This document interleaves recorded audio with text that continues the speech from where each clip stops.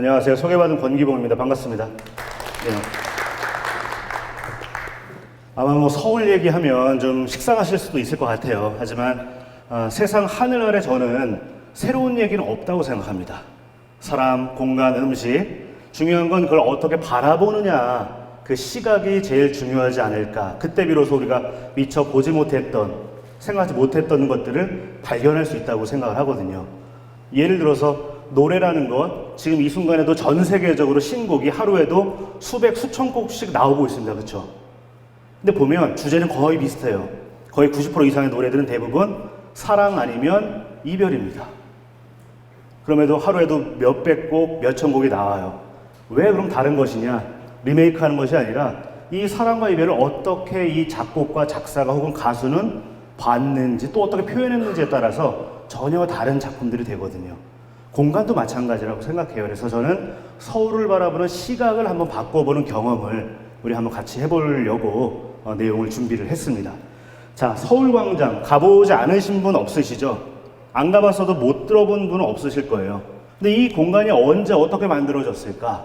그리고 어떤 연유에서 만들어지게 됐을까? 혹시 거기에 대해서 생각해 본 적 있으세요? 네. 우리가 해외 여행객이 한국에도 많이 오지만 한국 여행자들도 해외로 많이 나가죠. 그러면 파리 가면 보통은 뭐 개선문 광장 이런 데 갑니다. 이런 데. 네. 영국 런던 가면 뭐 트라팔가 광장. 여행지에 꼭 나와요. 중국 베이징에 가면 한 번쯤 꼭 가보는 곳이 뭐 천안문 광장 같은 곳들. 이 광장은 기본적으로 국어사전에 따르면 가로변에, 도로변에 있는 널찍한 비워진 공간을 뜻해요. 하지만 단순히 그냥 비워진 공간이냐? 그렇진 않습니다. 광장은 단순히 넓은 공간만을 뜻하는 것이 아니라 거기에서 많은 사람들의 이야기가 오가는 커뮤니케이션의 공간이란 의미를 같이 내포하고 있습니다. 동시에 이런 광장들, 물리적인 광장들은 권력의 위엄을 보여주는 곳들이 많아요. 권력자에 의해서 혹은 행정 권력에 의해서 만들어지기 때문입니다. 이 개선문 광장도 그렇죠. 혹은 트라팔가 광장, 천안문 광장 다 그렇습니다. 그죠? 그럼 서울광장은 어떨까요? 사실은 서울광장의 시작도 크게 다르진 않습니다. 근데 중요한 건 철학적 배경이 정말 달라요. 이 개선문 광장 왜 만들어졌는지 혹시 아는 분 있으세요? 어떤 과정에서 만들어졌다? 파리 가는 분들은 거의 가는 곳이에요. 한 번쯤은 지나가 봅니다. 그죠? 이곳은 광장이라면 회합의 공간이고 많은 사람들의 얘기가 소통이 이루어지는 공간이라고 생각하지만 정반대로 그러한 소통과 공감을 어떤 면에서는 통제하려고 만든 공간이에요. 왜냐하면 훨씬 이전에 프랑스 대혁명이 있었죠. 이때 혁명이 성공할 수 있었던 가장 큰 이유 중에 하나는 파리는 로마처럼 미로 구조 같았어요. 도로망이. 로마를 가보신 분 아실 거예요. 전철이나 걸어서 안 다니고 만약에 렌트를 해서 다닌다 그러면 정말 막다른 골목도 많고 일방도 많고 복잡합니다. 근데 처음에 파리도 원래는 그랬어요. 사실은. 지금 파리 가보면 뭐 샹젤리제 거리니 엄청 널찍널찍하지만 예전에는 정말 미로 구조였습니다. 그렇다 보니까 혁명의 불길이 막 불타오를 때 바리케이드를 치고 농성을 하고 하면 그거를 진압하기가 너무 어려웠다고 그래요. 파리의 경찰로만은 안 되니까 외곽 지역 사람들까지 불러와서 하는데 파리 지리를 잘 모르는 사람도 많았고 하다 보니까 결국 혁명이 성공했다라고 생각한 그 한참 이후에 들어선 권력자가 있었죠. 왕의 목을 혁명으로 쳤는데 왕보다 더 힘 있는 사람이 나와버렸어. 누구? 황제가 나온 거죠. 생각해보는 겁니다. 나폴레옹이. 또 혁명이 벌어지면 이거 어떻게 진압하지? 생각을 해서 여기 써 있는 것처럼 조르주 에젠 오스만이라고 하는 파리 시장에게 명을 합니다. 파리를 대개조하라. 일단은 뭐 위생을 좀 더 낫게 업그레이드한다. 교통망을 더 좋게 개선한다라는 이유도 있었지만 또 하나는 혹여 누가 바리케이드를 치고 시위하거나 뭐 집회를 하면 가서 진압하기 편하게끔 사통팔달의 도로망을 만든 게 지금의 사실은 파리입니다. 그런데 이 개선문 광장과 모양은 비슷하지만 철학적 배경이 전혀 다른 곳이 있어요. 서울광장은 제가 올라갈 수 있는 높이에 한계가 있어서 더 못 올라가고 프라자 호텔에서 찍었는데 훨씬 더 올라가서 새 눈높이로 찍으면 어떻게 될까요? 서울광장이 가운데 있고 무려 7개의 도로가 서울광장을 향해서 직접 모입니다. 직접돼요. 대표적으로 여기 보이는 태평로, 그죠? 그리고 무교로, 을지로, 이쪽에 소곡로가 있죠? 대충 따져도 하나, 둘, 셋, 넷, 다섯, 여섯, 7개의 도로들이 모여들고 있어요. 마치 뭐처럼? 파리 개선문 광장처럼. 모양은 비슷한데 철학적 배경이 전혀 다릅니다. 여기는 민의 소통을 통제하고 제어하기 위해서 만든 광장이에요. 근데 서울광장은 정반대입니다. 오히려 민의를 표출하는 것을 유도해내기 위해서 만들어낸 광장이에요. 언제 만들었을 것 같으세요? 서울광장. 요 옆에는 서울 도서관입니다. 현재. 이전에는 서울시청사로 쓰였고 일제 때는 서울시라고 안 했고 경성부라고 했거든요. 그래서 경성부 청사입니다. 일제시대판 서울시청사. 많은 분들이 그래서 오해해요. 이 공간을 일제 때 만들었을 거다. 왜 모양도 우길기 비슷하게 만들었잖아. 근데 그건 그냥 말 그대로 편견, 선입견, 오해입니다. 그보다 이전에 만든 공간이 서울광장이에요. 그럼 언제겠습니까? 조선 초중기는 아니고 조선 말기 1800년대 후반 고종 때 가서 만들어낸 공간이 서울광장이에요. 그럼 왜 만들까요? 이유는 뭘까요? 1800년대 후반에 박정향을 비롯한 몇몇의 조선 관료들이 미국에 갑니다. 처음으로 이제 한미 수호 통상 조약을 맺고 바로는 못 갔어요. 청나라 계속 방해해서 역사적으로 자기들이 종주국이라고 하면서 못 가게 해가지고 계속 못 가다가 한 6, 7년 지나서야 비로소 대한 이제 제국 조선의 이제 공사관이라고 해야 될까요? 그 당시에 그걸 만들고 이제 가는 겁니다. 가서 뭘 하느냐? 이 박정현과 같이 간 사람 중에 이채연이라고 있었어요. 이분이 미국의 도시를 연구해요. 근데 간 곳이 어디겠어요? 미국의 워싱턴 DC를 갔습니다. 워싱턴 디스트릭트 오브 컬럼비아, 그러니까 미국의 수도를 간 거예요. 가서 연구를 해보니까 어떤 특징이 보이느냐? 도로망이 방사상의 도로인 거예요. 어디처럼? 자꾸 얘기 나오는 파리처럼. 방사상. 핵심적으로 뭐가 가운데 있고 여기에서 뻗어나가는 형태로 또 거꾸로 보면 밖에서 안으로 들어오는 형태죠. 어떤 걸 기준으로 방사상의 도로 형태를 만들어 놓고 있었느냐, 미국 워싱턴 DC는 바로 민의에 집적된 곳으로서, 모인 곳으로서의 미의회, 의사당이 그 방사선 도로들이 만나는 한가운데 교차점인 거예요. 그리고 이거와 뭐가 연결되어 있느냐? 백악관이 연결되어 있습니다. 미의회는 하원과 상원이 있는데 기본적으로 민의를 대표하는 사람들이죠. 각 주를 대표하는 사람들이요. 대통령은 누구예요? 연방 전체를 말 그대로 대표자니까 프레지던트라고 한 대표자가 있는 곳이에요. 근데 그 두 공간이 방사상의 도로들로 연결됩니다. 즉 여기서 권력이 뻗어나간다의 의미가 아니라 우리는 민의를 받아서 민의를 기반으로 해서 정치를 이끌어 나간다고 하는 일종의 메시지의 선포와 같은 겁니다. 근데 이채연 선생님이 봤더니 야, 우리도 이제는 이와 같은 근대식의 정치적 지향을 고민해야 될 때가 되지 않았을까라는 고민을 했던 것 같습니다. 그래서 나중에 조선으로 다시 돌아왔을 때 뭐 대한제국도 선포되고 이런 전후한 시기 때 뭐가 이뤄지느냐, 이 서울에서 한성 도시 재구조화 사업을 그때 합니다. 도시 개조 사업이 벌어지는 거예요. 워낙에 이제 구한말로 가면 갈수록 행정력이 미치지 못하니까 집들이 점점 넓혀져 나오는 거예요. 도로 쪽으로. 내 공간 좀 더 넓게 쓰려고. 상점들도 마찬가지고. 그래서 가가라는 게 문제가 됩니다. 가가. 그게 나중에 발음이 바뀌어서 가게가 되는 거거든요. 가게방의 그 가게. 임시가자에 집가자. 가게 처마 밑에다가 조금 더 넓게 처마를 빼면은 이 공간을 내가 매대로 쓸 수 있고 하다 보니까 점점 나오면 도로가 좁아지는 거예요. 그러다 보니까 교통이 막히고 응급 상황에서 사람들이 왔다 갔다 하기 어려우니까 이 가가 철거 명령을 내립니다. 도로를 넓힌 건 아니지만 도로가 넓어지는 효과를 봐요.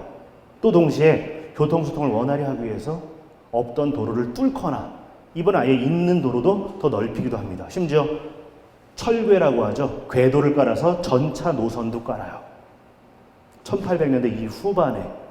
네. 그때 그런 개조 사업을 할 때 동시에 한 것 중에 하나가 뭐냐? 그 당시에 황제가 살던 곳이 어디입니까? 여기 사진에 보이는 그 당시 명칭 경운궁. 지금은 덕수궁이라 합니다. 그죠?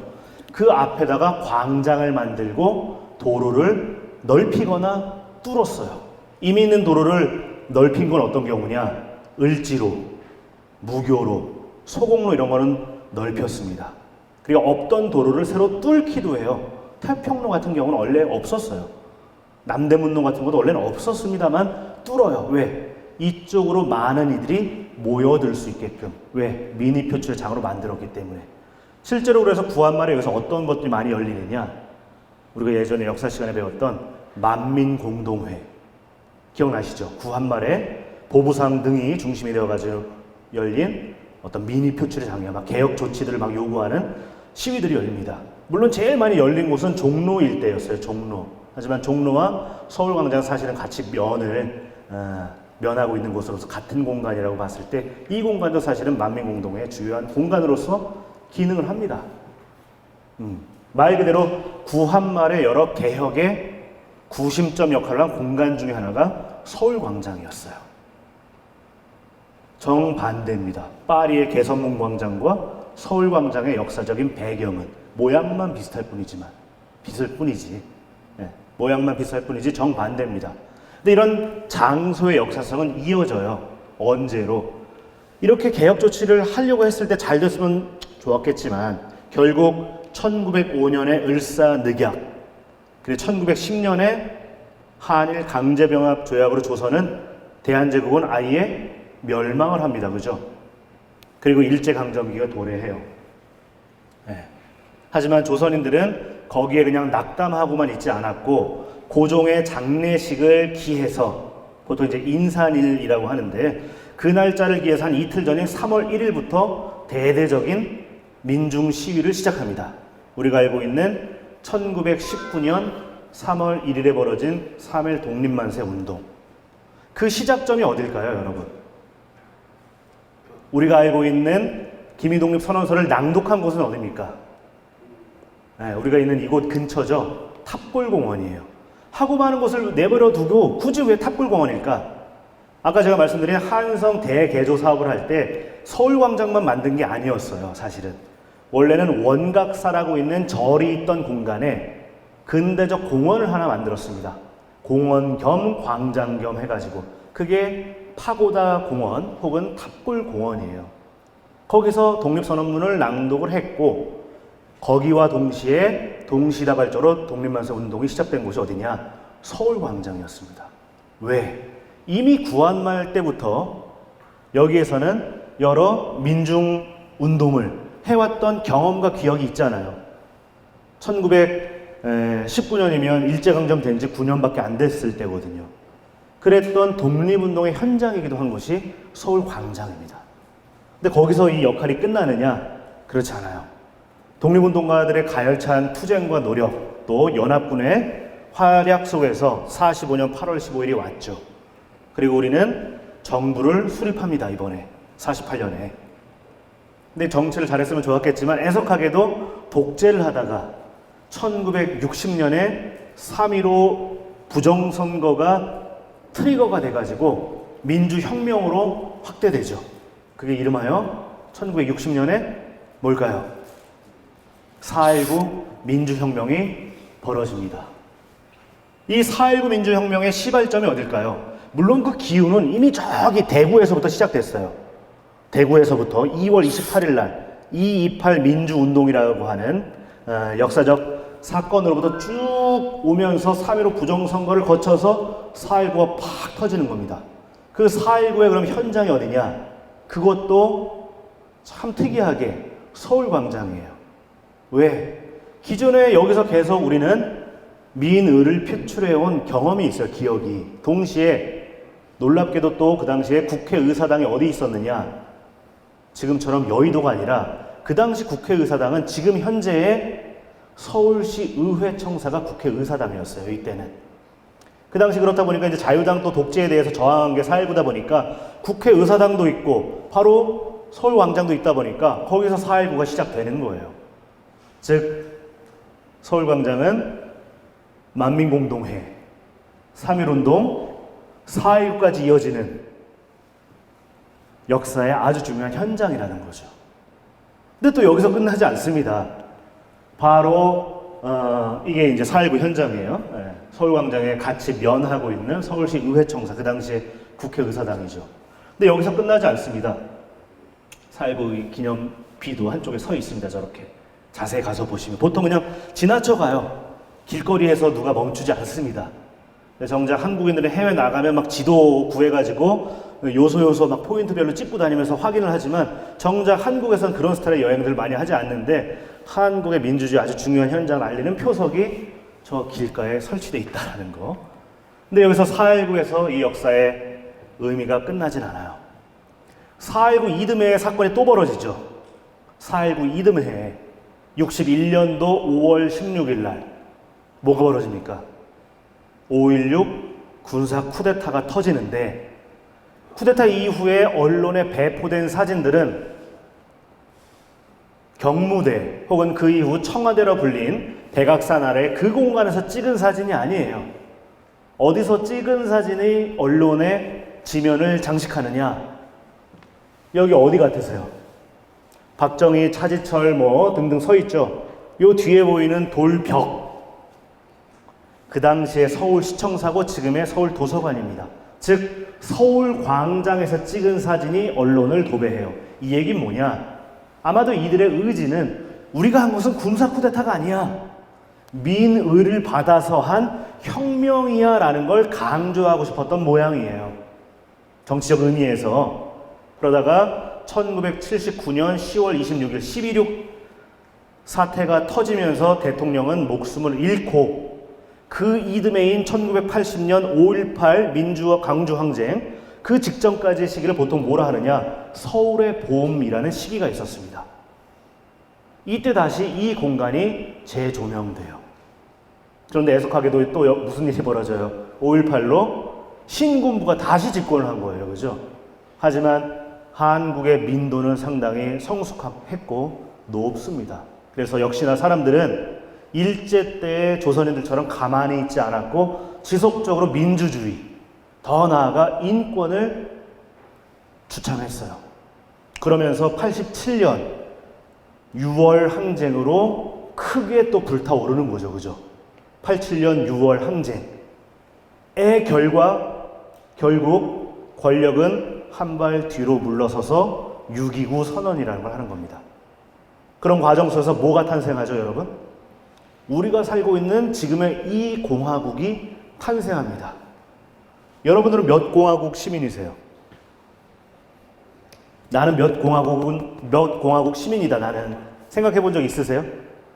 공화국을 가르는 기준은 헌법입니다. 우리나라의 지금의 헌법은 만들어진 게 6.29 선언 이후에 87년 민주체제의 결과로 만들어진 게 바로 우리의 헌법이거든요. 대한민국은 민주공화국이다로 시작하는. 이게 워낙에 우리가 늘상 익히 들어서 익숙하지만 이렇게 대한민국은 어떤 나라는 민주공화국이다를 제일 앞서서 선포한 나라들은 많이 없습니다. 우리는 민주공화국이기 때문에 우리 시민의 권력을 제일 앞서 얘기해주고 있어요. 그런 헌법을 탄생시켜낸 곳, 공간적인 배경, 그게 어딜까요? 그 역시도 서울광장입니다. 서울광장이 너무 꽉 차면 광화문 쪽으로 혹은 저기 서울역 쪽으로 확장될 지언정 기본적으로 그 핵심 공간은 어디냐? 서울광장이었어요. 그런데 뭐 거기서만 뭐 끝나겠습니까? 우리가 알고 있는 1964년 그리고 65년 이어지는 한일회담 반대 시위를 비롯해서 이런 것들도 사이사이에 있었고 정치적인 공간만 기능했던 건 아니에요. 2002년에는 월드컵 거리 응원 또 어디서 벌어졌습니까? 서울광장에서 벌어졌죠. 그리고 그 비슷한 시기에 전 세계에서 처음으로 등장한 시위 방식도 있었어요. 어떤 거? 촛불 집회. 저녁에 내 목소리를, 내 의견을 보여줄 수 있는 방법이 많이 없다 보니까 어두우니까 촛불을 들기 시작한 겁니다. 전 세계 최초의 촛불 집회의 사실은 시작이에요. 네.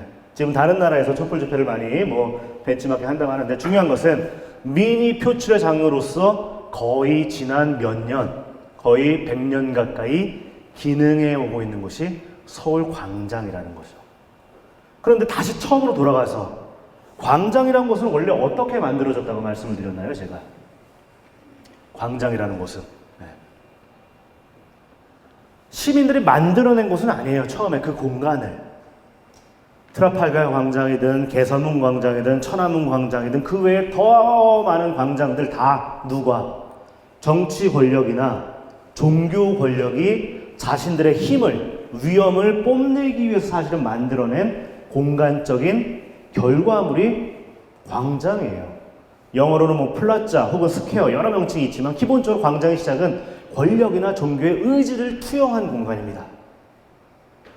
그런데 한국의 광장은 특이하게 그렇게 만들어진 곳은 맞지만 그것을 능동적으로, 즉 피동적으로 수동적으로만 인식하지 않고 그걸 주체적으로 능동적으로 활용해온 유일한 사례가, 거의 유일한 사례가 한반도라는 거죠.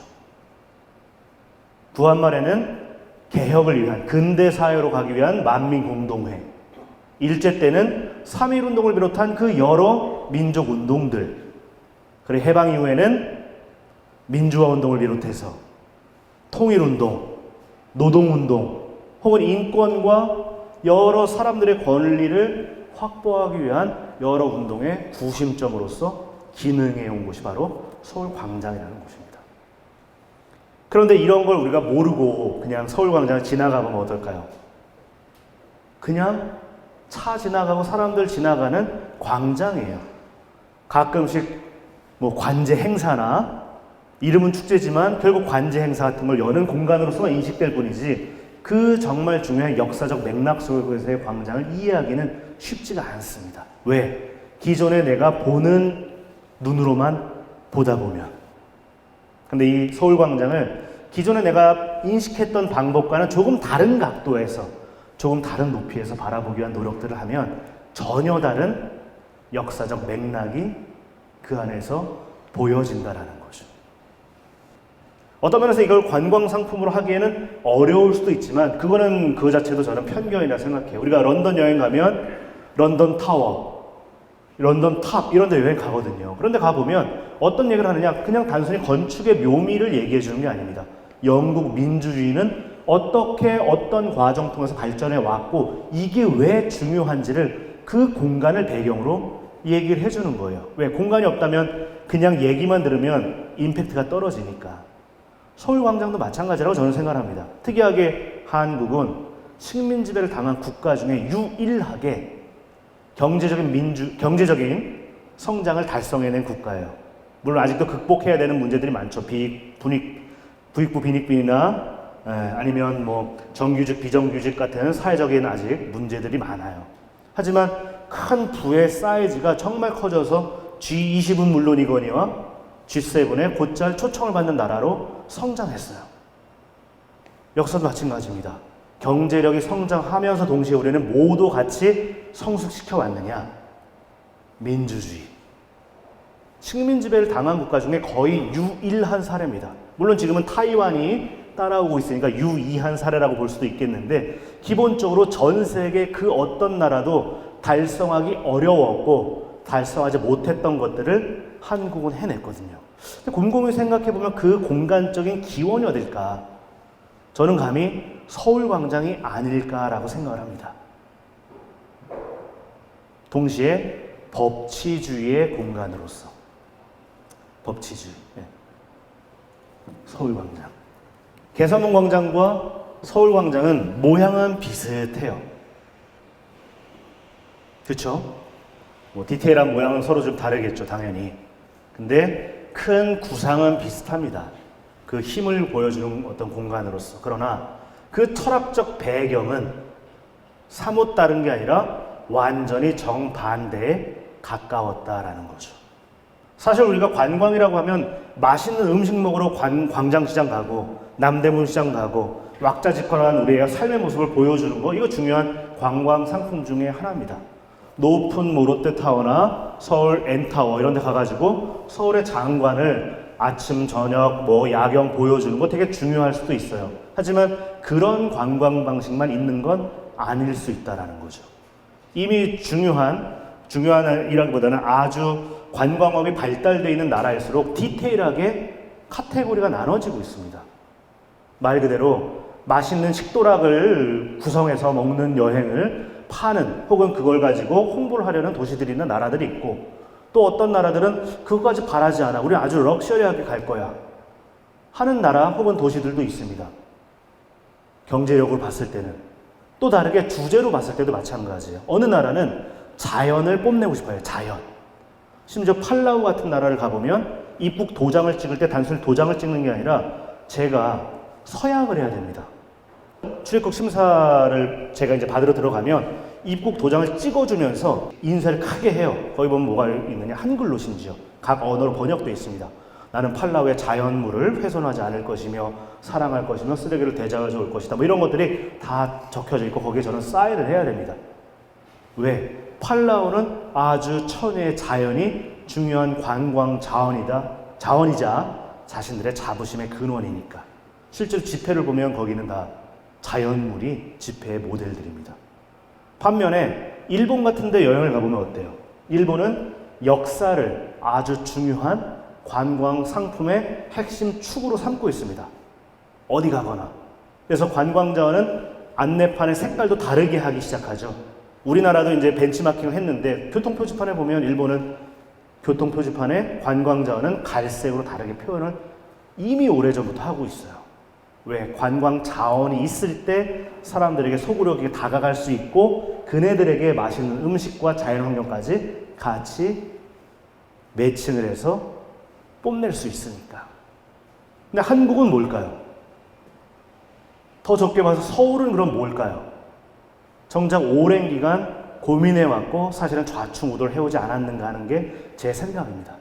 예전엔 주로 조선시대나 그 이전 이후식의 역사적인 산물들을 많이 홍보하려고 했어요. 경복궁 이런데. 그게 잘못됐다는 얘기는 아니니까 오해하지 마시고요. 그 이후 90년대 가면서 2000년대 가면서는 뭐를 많이 또 홍보하기 시작하느냐. 음식들, 시장의 어떤 그 다이내믹한 이미지들, 심지어 다이내믹 코리아라는 말을 쓸 정도로 어떻게 보면 번잡한 거지만 어떻게 보면 에너지가 느껴지는 이런 모습을 많이 홍보하려고 했고 2000년대 들어서면서 지금은 어떤가요? 지금은 K컬처란 이름으로 문화상품을 또 같이 거기에 얹어서 홍보하려고 하는 모습들이 보입니다. 이 세 가지가 다 차례차례라는 의미는 아니니까 오해하지 마시고 다 동시다발적이긴 하지만 뭐에 방점이 찍히냐를 봤을 때. 근데 제 생각에 개인적으로는 앞으로는 그 외에 또 다른 층위로서 한국의 근현대사, 특히나 어떤 우리가 스스로 경제 성장과 발전, 나아가 민주주의를 성숙해 가고 있는 전 세계 그 어떤 나라도 식민 지배를 당한 나라로서 성공하지 못한 이 층위의 소구력이 보이고 있다라는 거죠. 실제로 그와 관련해서 저한테 이제 의뢰를 하는 어떤 모임, 집단 혹은 개인들도 있을 정도니까요. 그래서 중요한 건 제 얘기가 무조건 맞다라는 걸 말씀드리려는 건 아니에요. 제가 드리고 싶은 말씀은 서울이란 공간 혹은 서울광장이나 이 공간도 마찬가지지만 기존에 봐왔던 낯익은 시각이 아니라 새로운 낯선 시각으로 보기 시작하면 비로소 그때 새로운 발견이 시작될 거다라고 말씀을 드려보고 싶은 거죠. 어떻게 이것을 우리가 바라보느냐에 따라서 얘는 그냥 단순한 산일 수도 있고요. 얘는 한양 도성일 수도 있습니다. 또 다르게 서울을 내려다보는 전망대일 수도 있어요. 뭐가? 백악산이나 인왕산이나 남산 이런 곳이 말이죠. 존재는 하나일 수 있지만 그걸 바라보는 시각에 따라서 전혀 다른 정체성을 부여할 수 있다. 그래서 기존에 늘상 있었던 관광 상품들 혹은 코스들도 한번 재구성해 보는 겁니다.